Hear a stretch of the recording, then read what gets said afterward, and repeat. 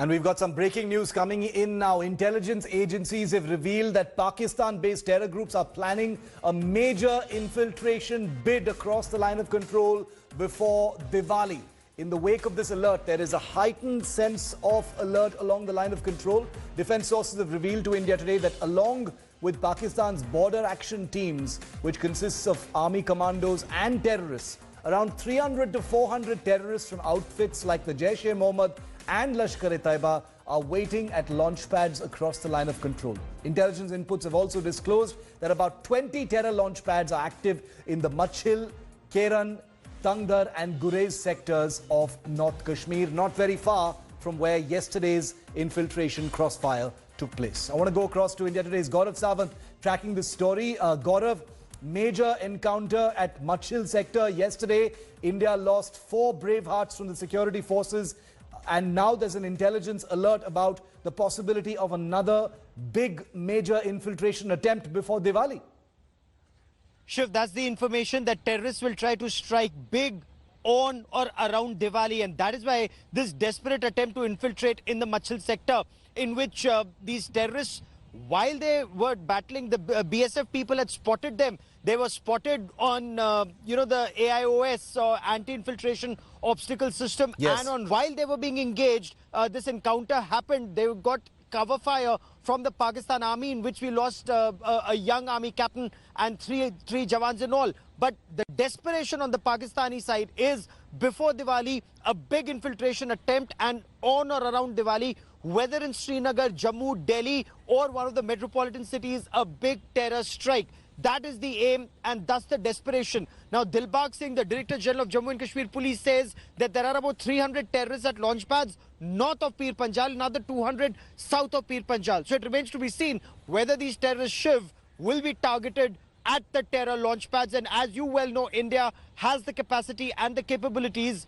Remains to be seen whether this will be done, Shiv. This is a huge intelligence alert, and remember that intelligence alerts are constant, they're dynamic, they're ongoing, and this one is very, very specific because Pakistan is looking to heighten tension at a time when India is locked in a standoff with China. In fact, Gaurav, stay with me. We've got an update on what's happening on the China front in Ladakh as well, because after no headway in 8 core commander level talks in Ladakh so far, India and China, our sources tell us, it's still very, very early to say, but our sources tell us that the two countries could be moving close to a breakthrough over disengagement along the line of actual control after 6 months in an eyeball-to-eyeball situation. The modalities of this disengagement in the direction are to be finalized in the next few days. The two sides issued a joint statement after the 8th round of talks, which took place in Chushul last Friday. Both India and China agreed to implement consensus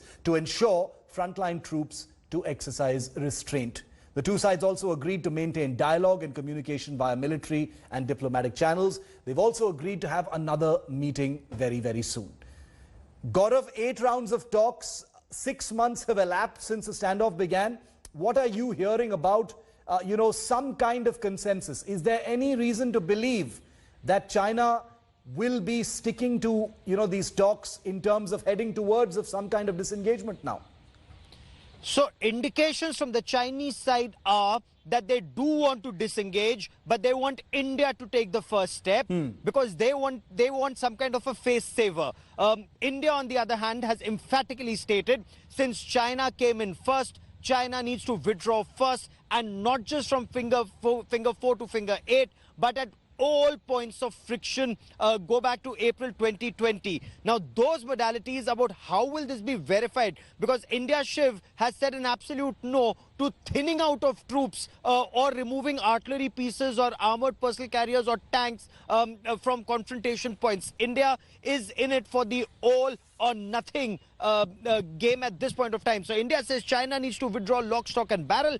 China seems to be giving that kind of an indication that it is inclined to do so. It's looking for a face saver. Remains to be seen whether that face saver can come in the next round of talks, where there will be some talk about mutual and equal security. Now, equal security is that China can quickly reinforce, but India cannot reinforce so as quickly, and that is known to China. So that is why India would want to keep certain number of troops to ensure that Chinese withdrawal is verified before India takes the step to withdraw, especially from the points. China wants India to withdraw Shiv from that Moldo point where Yes. we overlook their garrison, and India wants that, from what sources tell India today, to be the last point from where we will withdraw. Absolutely. And India, just in case anybody has any misapprehensions about India's stance, it's a zero trust stance. So it's not like China is suddenly looking friendly and India is going to give them some leeway. Not at all. It's just the opposite. There's a zero trust game going on from India's side. And China, as the Chief of Defence Staff recently said,